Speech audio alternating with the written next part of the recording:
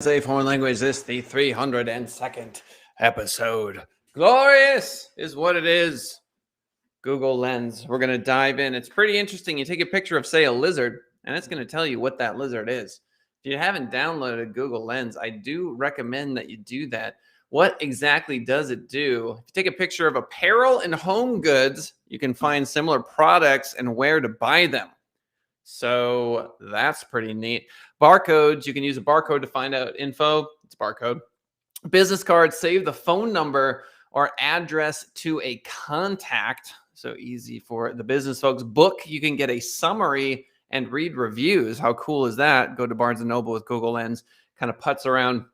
Event flyer or billboard, add the event to your calendar. It's pretty neat. You're driving. You shouldn't do that, by the way. If you're driving, you shouldn't be on Google Lens. You didn't need me to tell you that. Landmark or building, you can see historical facts, hours of operation, and more. So that sounds like it pulls up a Google Maps listing. Painting and museum, you can read about the artist and learn more. Plant or animal, learn about the species or breed. And you can also translate screenshots in Chinese, French, German, Hebrew, Hindi, Italian, Japanese, Korean, Portuguese, and Spanish. So, ladies and gentlemen, why don't we have augmented reality glasses yet, you may be wondering. I just covered Facebook's partnership with Ray-Ban, and it just turns out it's going to be a more surreptitious, obfuscated way of taking a picture of somebody. A lot of these glasses, what they're doing is, let's say these are augmented reality glasses. I hit the button to take a picture. It shines a light just so people realize that that's what's happening. But ultimately, we do not yet live in the world of augmented reality, and yet we have Google Lens. So explain that to me. Why is it that we have Google Lens on a phone, but we can't Bluetooth that information to glasses? Clearly, I don't understand this well enough, but it seems like we are very, very close, because all you would need is some sort of Bluetooth functionality. You just need to take the computing power of the phone and apply it to your face. Clearly, this is much more difficult than I give it credit for. But ladies and gentlemen, we are going to be in an augmented reality space shortly. As Bo Burnham puts it, allowing a few companies to control culture and for us to constantly be inundated with the bubble that we create as a child. I mean, this is brand new stuff. So we can have conversations about what it means technologically, ethically, spiritually, and emotionally to be a kid, say, in the world of social media today. And when you put the augmented reality glasses onto your face, that is only going to be one step closer to what Facebook's referring to as the metaverse, which is fully virtual reality experience. And there are people, like I met someone the other day who does ticketing at the Bellagio. So all of their interactions are with other human beings face to face, right? That is not going to last very long. We probably got 20 more years of that before basically everything's going to be virtual. Anything that can be outsourced by a large company, they're going to have corporate profit incentives to do exactly that. And Google Lens is somewhat of it's also a precursor to massive changes in the education system. Can you imagine being a kid nowadays and you go to school and they're saying things like, oh, I need you to memorize these capitals of, certain nation or whatever. And you literally have all of the world's information in your pocket. And you just have to ask yourself, like, how useful is it that I memorize things when I have the information available to me? It's going to make this question more and more relevant. Popularity and your ability to entertain already has a massive effect on your ability to earn. And so these poor kids, I love them. This next generation, they're going to do great. I'm very positive about, my outlook in terms of how life is going to be for them. But oh my goodness gracious. Can you imagine? Because popularity has always been tied in some way, shape, or form to money. This has been the case ever since Julius Caesar and before. So popularity and money have always been intrinsically connected. But now when it's in your pocket and it's in your face all of the time, it is no surprise to me that the Simone Biles of the world are talking about mental health. Hey, guess what? Mental health. Hey, guess what? Mental health. Because if you live in the world of my ability to put food on the table is directly correlated to how much you like me. Now I have to play the game of, okay, how do I get more of you to like me and appreciate me and this sort of thing. And it's sales one-to-one, and people have been doing sales forever.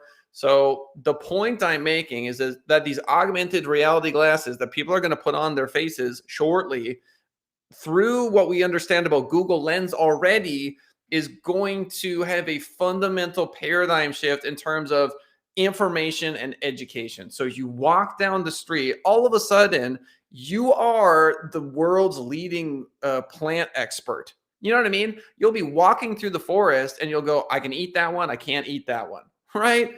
I mean, there may be Google. Imagine this. Okay. So you are walking through a trail and you are on Google Lens like eco mode, and it's telling you, like certain types of like things you can do to lower greenhouse gas emissions by doing searches using Acacia, for example. If you've never heard of Acacia, it's a search engine that plants trees, right? So you could, for example, be walking in a nature trail and then say, okay, I will allow ads to pop into my world that tell me all about hiking boots and, touristy sorts of things as I make it through this trail. And as you do that, as you are allowed these ads into your world, seen through the lenses of these augmented reality glasses, all of a sudden you just planted a tree. Do you see what I'm saying? This is the path forward, because advertising, advertere in Latin, means to turn towards. As we put the machines onto our face, if we can connect that directly to things like planting trees and social this, that, or other, pick your charity, then the ads themselves become a force for good. And I know, based on Bo Burnham's insight, that it's a joke. You know what I'm saying? Like as it stands today, like, I'm a brand ambassador, okay? And then I'm going to go in and tell Wheat Thins how they need to take a stand against insert your social cause here. Like, I understand the hypocrisy, right? Because you go in to a situation like that and you say, okay, Wheat Thins, we're going to run a series of Facebook ads. These ads are going to be geared towards the fact that you're giving away this, that, and the other thing. And we expect sales to increase by X. Okay, that's the hypocrisy. So let's put that over here and talk about walking through space, allowing ads in as a way to promote some social thing. This is very interesting to me. And how can you expect a 6-year-old to be that interested in memorizing information? Especially even now, like, I have kids, they're doing this. I understand it. The education system has been it's been out of date for about 10 or 15 years, honestly, since the internet has been born. And we've managed to, because education is so slow moving, to have like smart whiteboards. That's the big thing. Or like our kids now have Chromebooks. Like, that's all we've managed to do, which I get it. I'm not criticizing it. I'm just saying that that's where we're at. When things like augmented reality glasses hit the marketplace, and again, you can look around and in one human lifetime have never memorized the amount of things that you can simply have access to using something like Google Lens strapped to your face, well, then it's like education has to fundamentally change. It has to be a fundamentally different thing, because now you're talking about ethics and morality and what people do with this kind of information. What do you do when you are an expert? Like, say, for example, there will come a time when you will be able to diagnose your car's problem and fix it yourself. So, like, for example, you pull open your car's hood, you look down with your augmented reality glasses, and they say, go give me this angle, move this way, move that way. And then it goes, oh, you have this common issue. And then it immediately pulls up Amazon, for example, because Amazon will pay to be the one that it automatically goes to. And it says, do you want to order this replacement part? Like, nod for yes, shake your head for no, or hit a button, or take out your phone, or punch in your code, or whatever. And then all of a sudden the part's coming in and you don't even know how to put it in. You have no idea.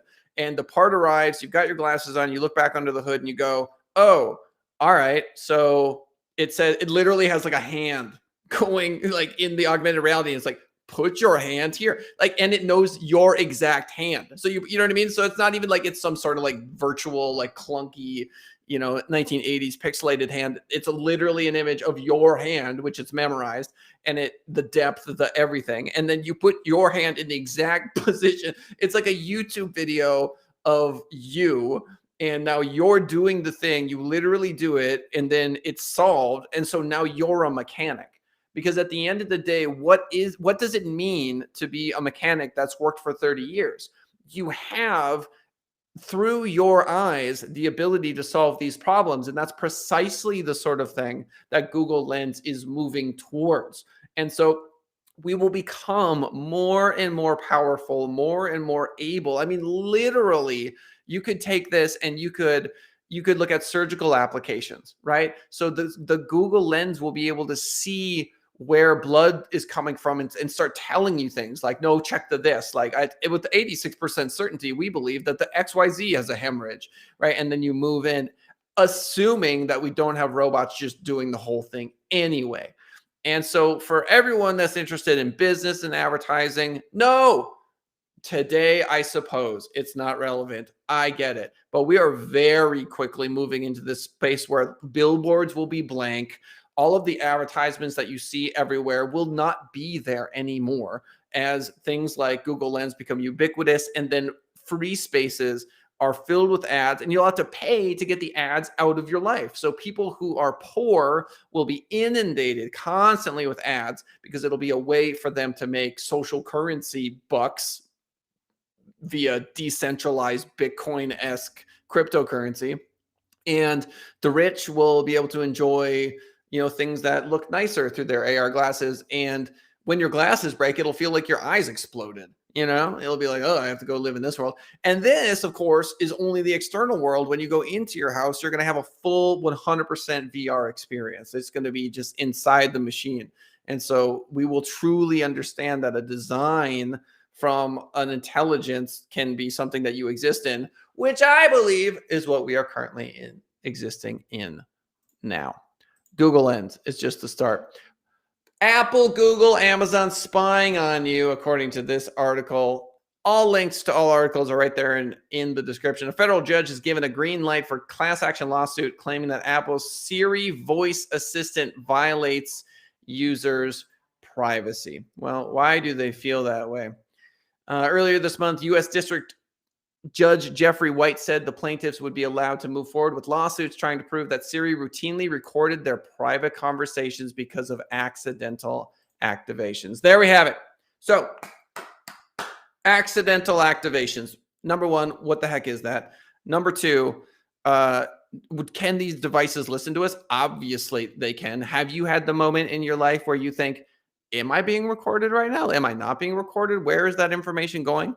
Friends of mine and I decided to get off of Facebook Messenger because we, according to the research, realized that those conversations are used for ads. Of course they are. Hey, I heard your baby this, and that. Oh, your son that, your mother this, your papa. All that is helpful in demographic targeting. Like if you know that somebody's pregnant via a message on Facebook Messenger, Facebook has every incentive in the world to use that to help Johnson & Johnson market to you. And before you get all crabby and think, oh, Johnson & Johnson have all the feelings about major corporations, it's also relevant for the small entrepreneur who's using Facebook as well. So it's easy to look at companies like Facebook and we instantly go to this sort of Fortune 500 vibe. I only work with small companies. And so if I'm able to better target for a minority-owned, woman-owned small business selling hair care products, and Facebook's algorithm has helped me identify the fact that this person uses a wig and my client sells wigs, then you also have to put that into your frame of reference too. It's not just major corporation exploiting Facebook for massive amounts of profit. It's also small entrepreneurs who are trying to get outside of the system, create generational wealth for themselves and their future generations using this as the tool of the modern era. That's also true. So both things can exist simultaneously. The path to true liberation is filled with paradoxes. So yes, does Siri record? Yeah, you bet they do. I mean, I get this accidental sort of activations issue. What does that mean? I get it. Okay, fine. Should you be worried? How do you protect yourself? Look, I mean, I hate to say it, but I live almost as if everything all the time is constantly being recorded. I mean, I feel like from time to time, I have to go into my room with the cell phone, like out of the room, no electronics, and then I can just sort of, feel like I actually have privacy. This, of course, is something that you're familiar with as a human being in 2021. The New York Post, Twitter to let bot accounts self-identify as good robots. Are you a good bot or a bad bot? In a small step against disinformation, Twitter introduced a new feature on Thursday to let good bot accounts self-identify as such and receive a profile label to alert others to their kind robot status. The initiative is meant to help distinguish AI-driven accounts which provide useful information from spammy ones. Huh. So if you are using AI to, for example, deliver curated content about all of the eco-friendly places that you can go, and when you purchase from them, you support the reduction of greenhouse gas emissions and solar production, that sort of thing, then yeah, that's a bot and that's fine. And if those sorts of things can get approved, what it does is it allows Twitter to be able to go in and take bot-like algorithms that are garbage, and it's a dumpster fire on Twitter, obviously, of this sort of abuse. Then what ends up happening is Twitter can be more aggressive against bots. So it's almost like get a driver's license. That way we know you can actually drive. When it comes to automation on Twitter, get verified bot account. We don't care that you're a bot account. Not a problem. We just need to know that you're one of the good ones, that you're not trying to like sell horrific, you know what I'm saying, all the garbage that goes out there. Facebook to buy $100 million worth of unpaid invoices from 30,000 small businesses owned by women and minorities. So this is sort of what I was talking about earlier with the whole brand awareness thing. Like, we're Nabisco and we support the fight against Lyme disease. This sort of, I mean, it's age old, but in the modern day, it's become even more ubiquitous.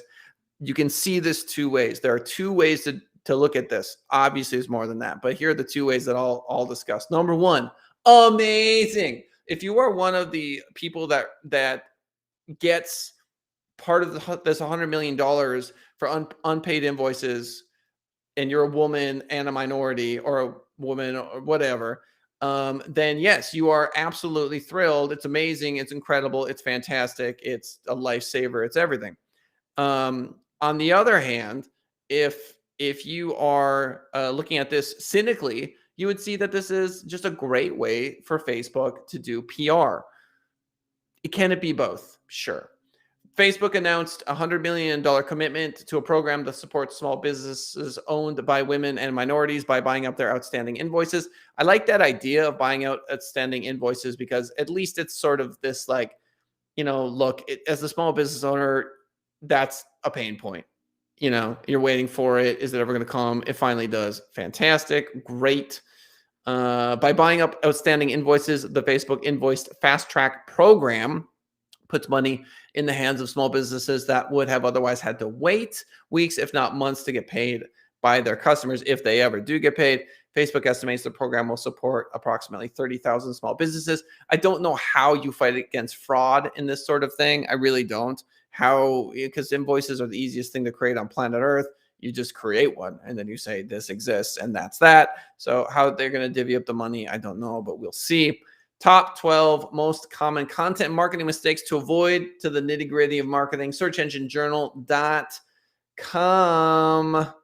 Number one, not publishing blog content on a regular basis. Clearly, we want to publish with consistency. Everyone knows this. Ignoring email and SMS marketing opportunities. So email spam is rough. Everyone knows that email spam can be very painful.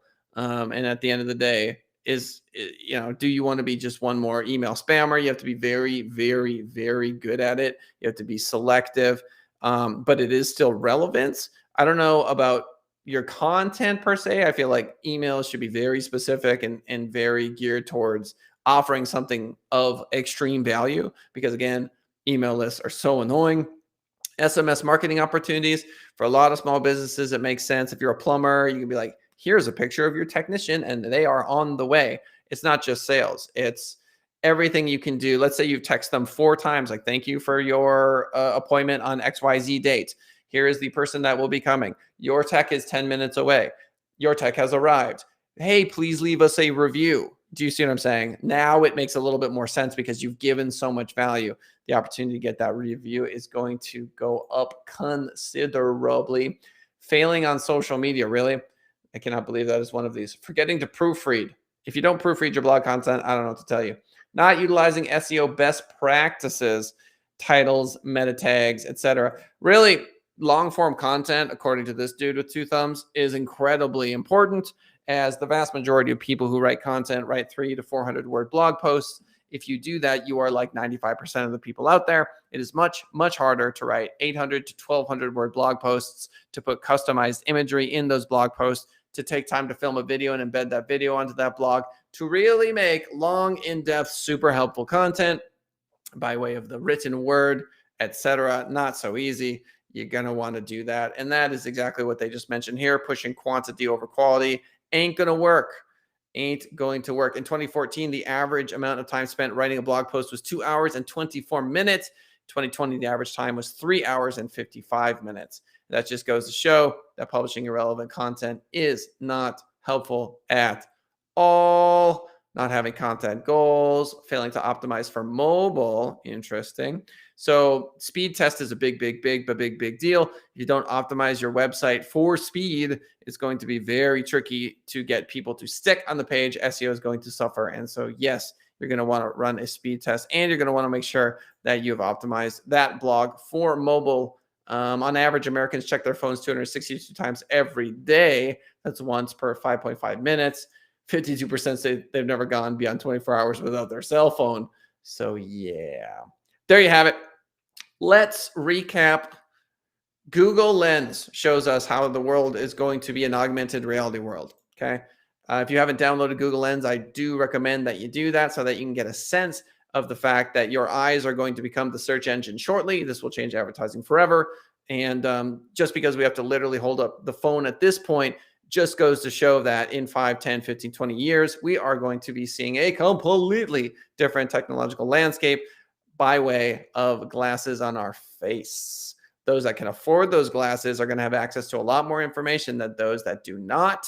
And it is going to get real wild real quick. Apple, Google, Amazon spying on you lawsuit claims. We get it. Sometimes Siri goes off accidentally. And who knows how many times they get this data and, glitches and hacks. And I'm just saying, if I say things around my cell phone, I assume it could be heard. Twitter to let bot accounts self-identify as good robots. I like this, so Twitter can crack down on the garbage. I get it. CNBC.com, Facebook to buy $100 million worth of unpaid invoices. That's a nice PR strategy for them. And of course, it's an amazing thing for people to receive. If you're one of those people, bless you. Last but not least, common content marketing mistakes to avoid. It's all about that long form. Ladies and gentlemen, thank you for swinging by the show today. If you want to show some love, youtube.com/senditrising, SENDITRISING.com. Not .com, youtube.com/senditrising. We're on iTunes, we're on Spotify, we're on Deezer, we're on all these different podcast platforms. If you want to support us, just go download like 70 of them. If you want to support the channel, just type in marketing as a foreign language into iTunes or Spotify or one of these things and just go on a download spree. It's very helpful. Helps with the algorithm. Any place you can leave a review, you guys know how to support the channel. I really do appreciate all the love. We are in episode 302. Leah Morrison, shout out. She writes, thanks, Kellen. Are you still doing Tai Chi classes? Yes, I am. Hope you are having a wonderful week. Solista Park, 5:30 p.m. if you want to join us there. Leah Morrison, thanks for swinging by the show today. And to everyone listening, we genuinely appreciate it. Thanks so much. And we'll see y'all next time.